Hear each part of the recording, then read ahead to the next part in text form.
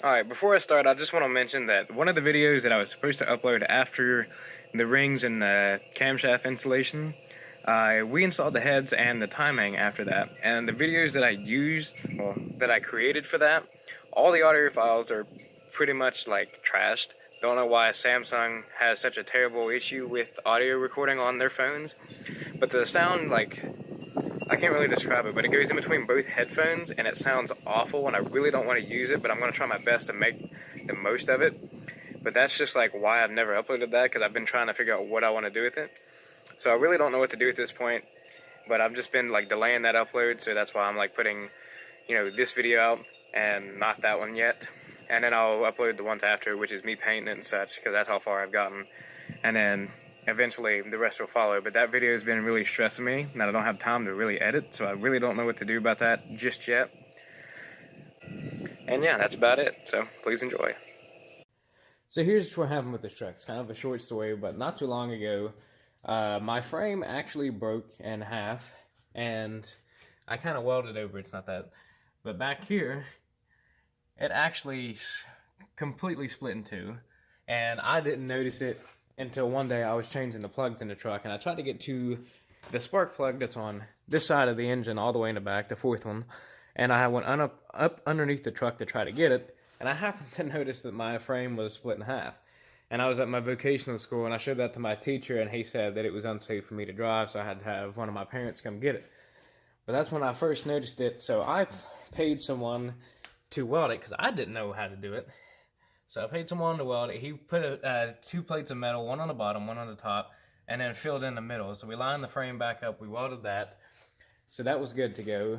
And then I had another person that actually went through with a MIG and filled in the rest of it and made sure everything was strong and durable and safe. So that's the first thing that happened.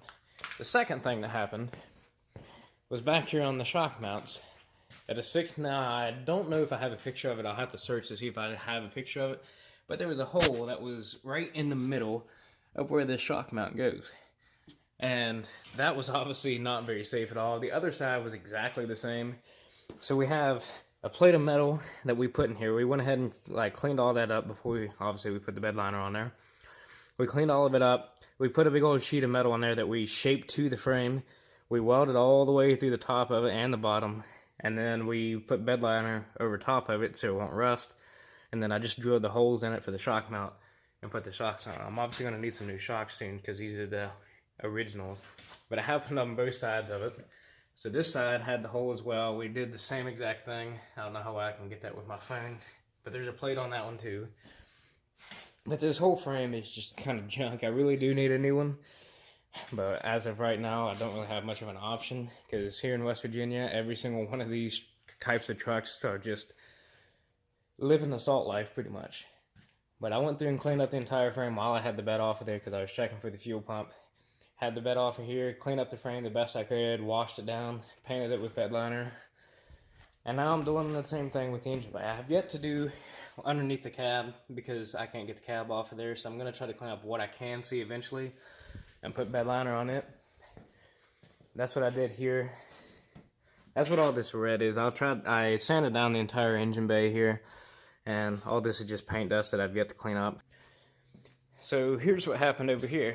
I noticed that my shock tower was leaning a little bit outwards. And I always thought the back of the shock tower was just rusted. I never thought it would be my frame. I don't know why I didn't think it was. But I'll try to show you some pictures of what exactly was happening. But the shock tower was leaning out, and there was a gap in between her after I cleaned the rust up that was sitting in between here. And I was trying to figure out what exactly it was. If it was the frame or that shock tower. So I stuck my fingers up through here, and you could see my fingers up underneath it, and I'm like, yep, that's a hole in the frame. So after trying to get the shocks off of there, which they came off decently easy, except for the last one, because it was stuck inside this guide down here. That guide right there. It was stuck inside there, but trying to get the bolts off the top of it, it just snapped a stud, so I can't use those shocks no more, and I'm going to get new ones anyways. But getting the spring off was definitely the hardest part, because it would not want to compress. I have spring compressors over there, which we bent the spring compressors, and they're still on it right now. I'm afraid to take them off, and I'm honestly afraid to try to put the spring back on. But it was just a pain trying to get that spring off there, because it would not release from the truck. I even tried to lower this axle down. I even tried jacking up the frame. I still could not get that compressed enough to just easily slide it out there. So after I got that off there, it was pretty much just junk metal that was in there. We went ahead and cleaned that junk metal up, and the top rail as well was just junk. So we went ahead and put a decently thick piece of metal on the top and shaped it to it. We welded that in there and obviously put bedliner over it. And then we had this middle piece, which we had just a massive, just like, I think it was 1/4 inch steel that we just put in there.